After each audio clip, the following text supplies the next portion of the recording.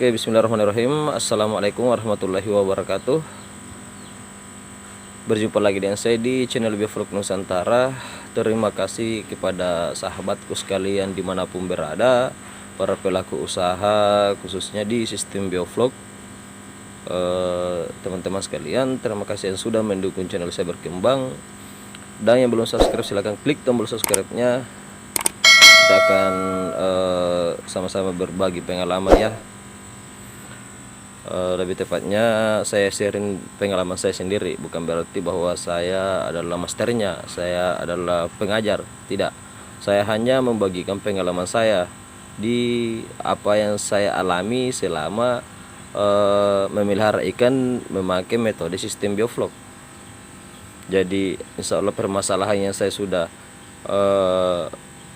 masalah-masalah yang ada di kolam saya yang sudah saya tangani, yang saya sudah dapat penanganannya, ya insya Allah saya bisa share kepada teman-teman sekalian. Oke teman-teman, kita sedikit bercerita ya, karena beberapa menit yang lalu saya lihat di postingan grup Facebook ada yang bertanya, kolam saya berbau, terus nafsu makannya kurang dan sudah ada kematian. Nah kemudian ada komentar yang menjawab kuras total airnya. Nah langsung dibalas lagi, oke makasih om sarannya. Nah teman-teman, perlu kita pahami bahwa di Biovlog itu kita tidak diharuskan untuk sering mengganti air, apalagi secara total ya.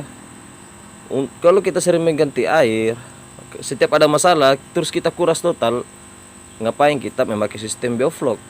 Karena di sistem Biovlog itu tujuan utamanya adalah kita hemat air ya. Rata-rata di daerah itu mau berbudidaya tetapi terkendala dengan pasokan air ya.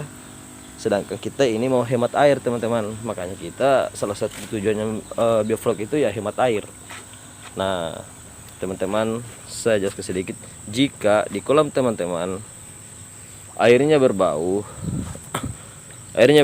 itu jangan dikuras total teman-teman. Apalagi kalau aerasinya sudah kencang ya, itu sebenarnya makanya itu 80% kebersihan Biovlog ada di aerasi. 20% nya dia harus kencang. Jadi ketika ada masalah masih akan tertolong dengan aerasi. Karena ketika biasanya ada masalah alganya dominan alga, air berbau, terus amonia banyak, itu akan terjadi defisit oksigen. Makanya dengan aerasi yang kencang, insya Allah ikan-ikan masih akan tertolong, masih ada kesempatan untuk menanganinya teman-teman. Nah banyak kematian massal di kolam teman-teman, saya lihat di Facebook, dikarenakan ya oksigennya kurang, aerasinya juga kurang mengaduk. Ketika ada masalah maka terjadilah kematian massal. Nah itu tadi karena aerasinya yang tidak memadai. Jadi teman-teman sekalian,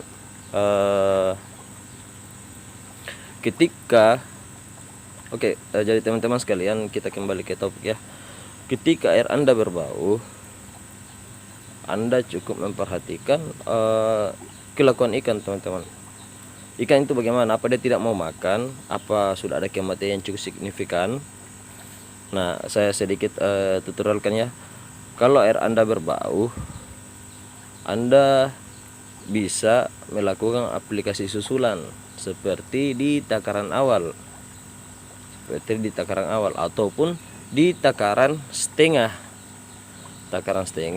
tetapi 2 kali dalam seminggu untuk penanganannya ya. Dan puasakan ikan ketika penanganan itu. Kalau berbau tidak usah sampai buang air, kalaupun airnya sudah cukup parah, dan kalau harus dibuang ya paling banyak 50%.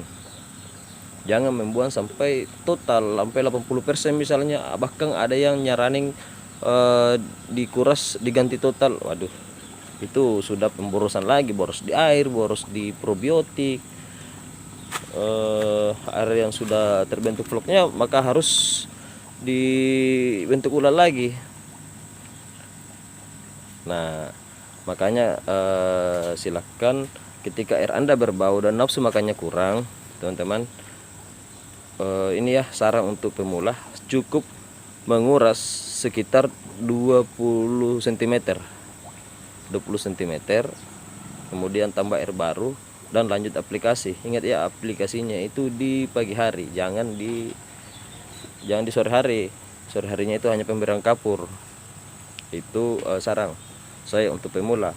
Nah, ketika yang sudah menjalinnya mungkin dengan air asinnya yang kencang, bisa tidak usah membuang air, cukup aplikasi susulan. Tapi kalau mau cepat yaitu tadi, kurs airnya 20%. Kalau kematian sudah ada sekitar 5 ekor up, 5 ekor ke atas, ya itu harus dikuras sekitar 50%. Paling banyak ya 50%, setengahnya saja tambah air baru. Karena kalau kita buang total maka kita membentuk air kembali. Cukup 50% saja. Itu kalau mau cepat. Nah, 50% kemudian tambahkan air baru dan aplikasi kembali ya. Aplikasi kembali. Jangan lupa ikan dipuasakan setiap ada masalah. Kemudian kita perbaiki dulu, kita pecahkan masalahnya dengan melalui aplikasi susulan. Aplikasi kembali, karena ketika kita memberikan pakan ke ikan maka amoniak akan bertambah, teman-teman.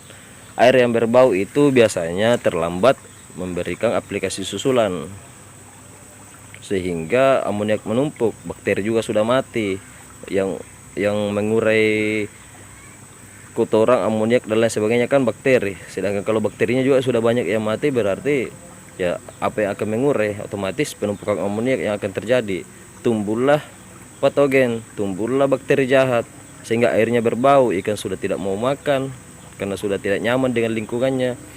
Kemudian lama kelamaan terjadi kematian.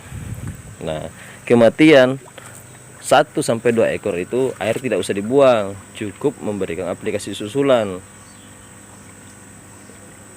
Nah, itu saja. Dan kematian kalau 5 ekor ke atas setiap hari ya, 5 ekor ke atas setiap hari, nah itu silakan buang airnya 50%, tambah air baru, kemudian aplikasi susulan. Ingat ya, jangan dibuang total, boros kita boros di operasional, boros di kosnya. Kalau selalu dibuang airnya ketika ikan sudah berjalan atau airnya sudah berjalan sekitar 1 bulanan, terus kita buang lagi airnya total ketika ada masalah, ya bengkak di operasional kita, teman-teman. Akan membengkak operasionalnya kita.